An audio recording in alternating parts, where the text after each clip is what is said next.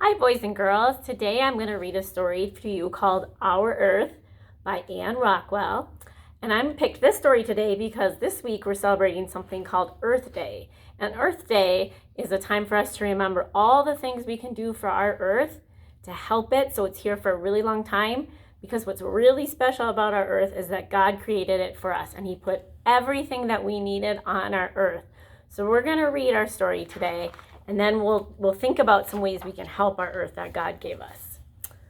Our Earth is where we live.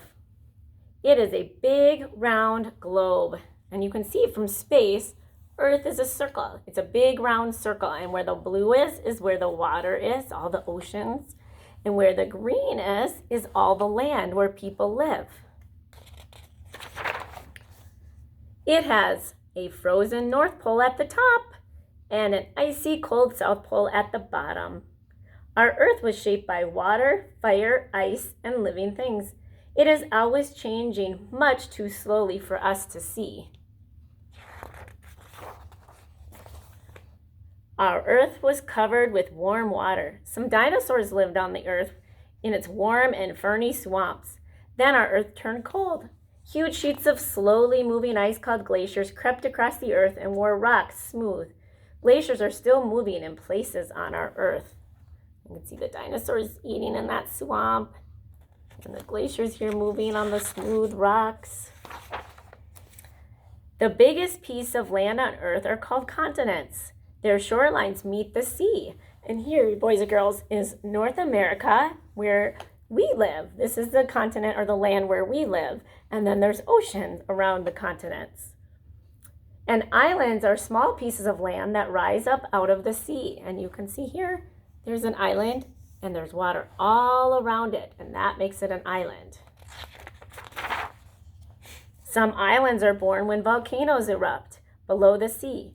Hot lava cools and over time it turns to soil where green things can grow. Some islands are coral reefs that grow and grow until they poke above the water. You can see that one poking above the water, and a bird brings seeds to them.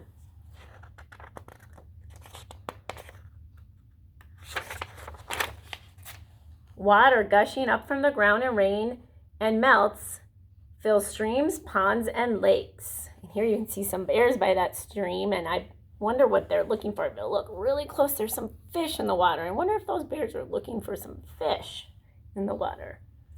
Streams flow into the small rivers, which flow into bigger ones. Nothing can stop water from finding its way. Some rivers dry up and stop flowing, but some empty into the salty sea. And here we see some animals. I bet you know what those animals are that live in the sea. I bet you can think of some other animals that God created that lived in the sea, that live in the sea too. And here we see some animals that God created to live on land.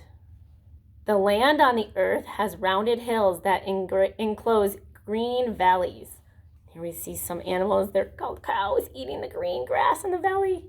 There are many forests on earth. Rainforests are full of flowers and birds and monkeys jumping through green leaf trees. I really like the birds in the rainforest because they're so colorful. Do you see those colorful birds in there?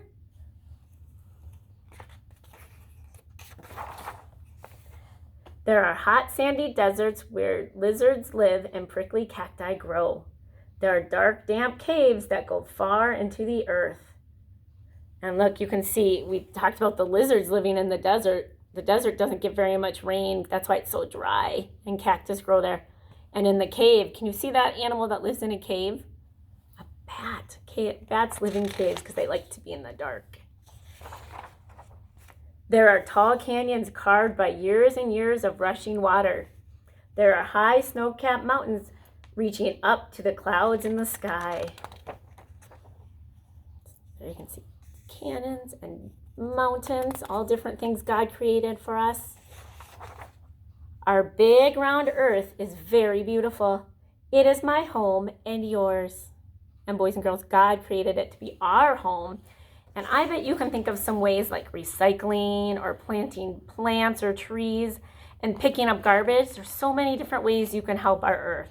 So today I want you to think about one way you can help our earth that God created for us. And I will see you all later. Bye.